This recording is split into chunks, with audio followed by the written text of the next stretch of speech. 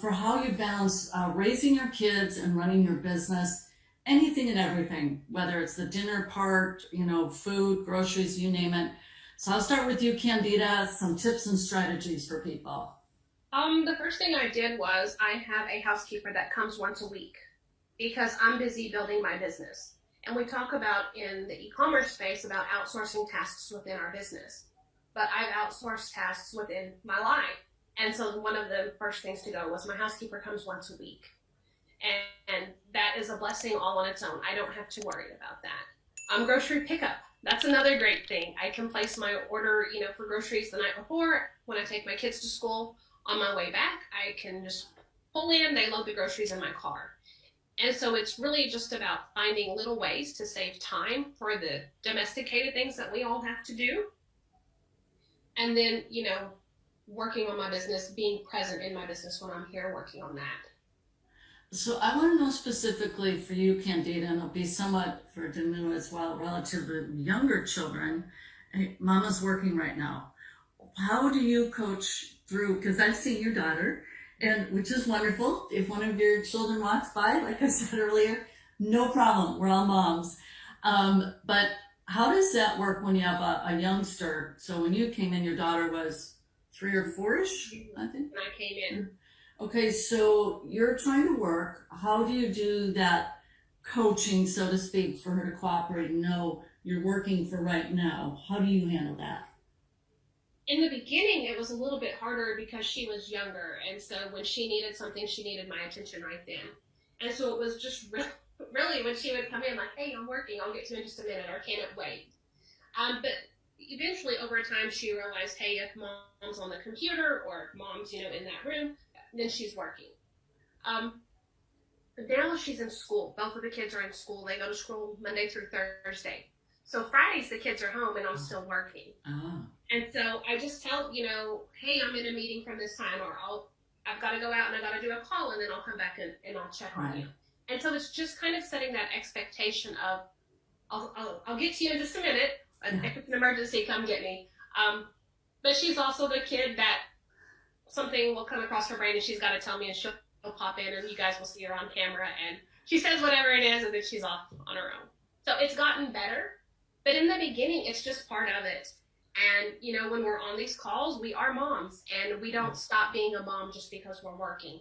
And so it's really finding, kind of the balance. Yeah, and they learn over time. They see certain behaviors that you're doing, and they have to learn to adapt. And it's just that continual coaching and reminding.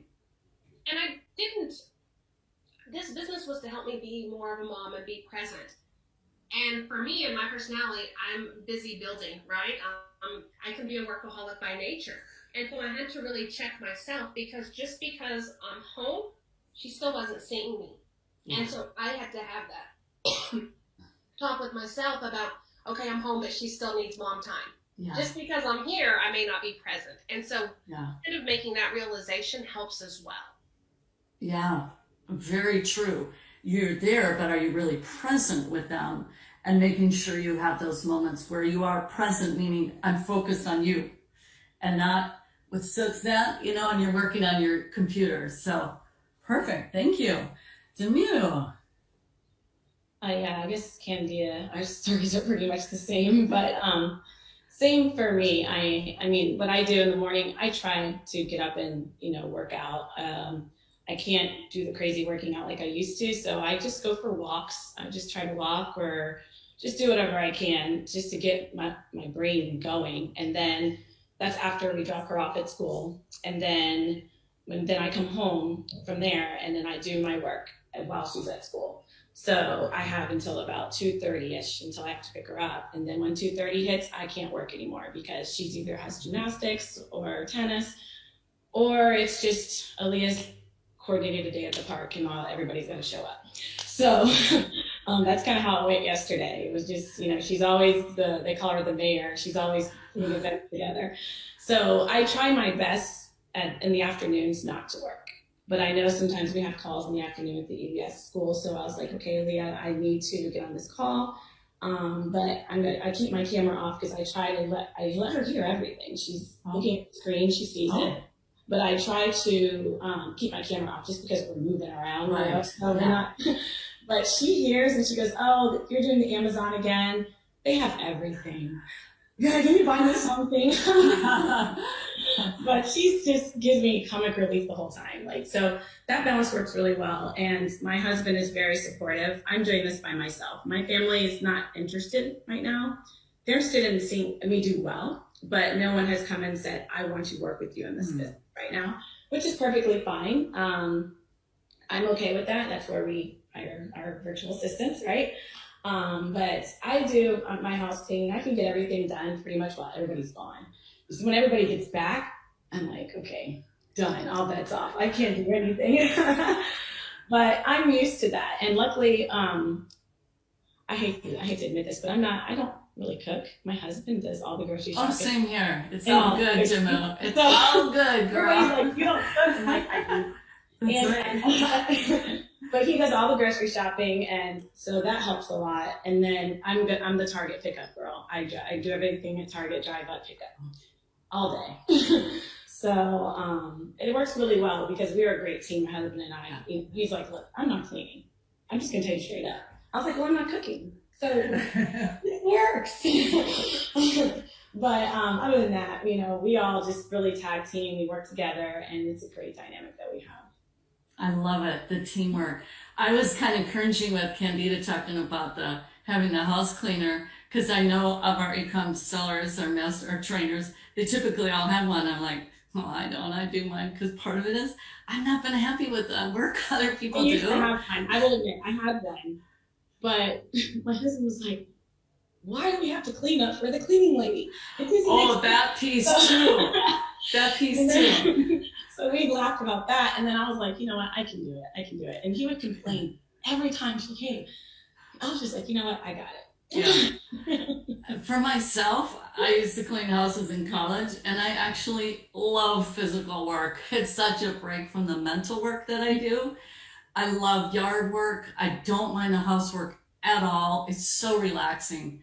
I know that may sound silly. It literally is relaxing for me. So people are just wired differently, and I don't do a lick of the cooking either. So anyways, you can see this is many and varied. Sharon, how about you? How does it work out in your family? Well, that's funny that you say clean up for the house cleaner, because I had that experience when I had one. It's like, this is ridiculous. It's just a crack up, right? What we do to ourselves. And so lucky for me, my hubby, Dan the man, he is like you, Anne. He loves to clean. So I let him go to town around here.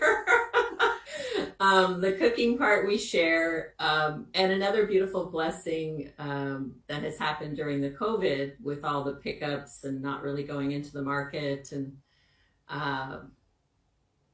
my daughter, she's a planner. Sounds like Demu, your daughter, I'm already drawing a blank of her name, but she's a total planner. Like, she planned her entire 12th birthday party. I didn't do anything. The whole thing went off without a hitch. Mama didn't do nothing but support her in the planning. And so she's doing all the planning for what goes on the grocery list and what we're going to eat. She's helping with that now. So I was doing it, and then she's like, "I want to do it." And I'm like, okay. So, delegation is really awesome. And my husband is so cute. He totally listens and tries to get creative in the kitchen with things that he knows will help all of us, and what I like and what'll be healthier. And so we work as a team on all the household stuff, and there's plenty, to do. But I do outsource. There's someone in the neighborhood that does all the houses in here. There's only 20 houses in terms of mowing the lawn. But I take care of all my plants because that's like therapeutic to me, to get out and take care of the bird feeders, the roses, the, different things out in the dirt. But the mowing the lawn, I did enough of that as a teenager, and my kids haven't picked that up yet. I don't have a lawnmower, I will confess. It used to be said, if you're not online, you're not in business. That's from like 15 years ago. All right.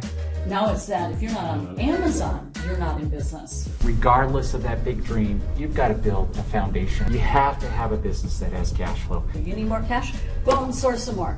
Shove those products into Amazon. What's going to spit out the other end is profit. It's that simple, isn't it? Then they start looking at it as, this really is a system. So how can I add more to my system? How can I start to scale this? That's why this is so integral, each pillar leading up sequentially to that long-term reliable business. These are the real assets then that somebody who wants to buy a business, this is what they look for.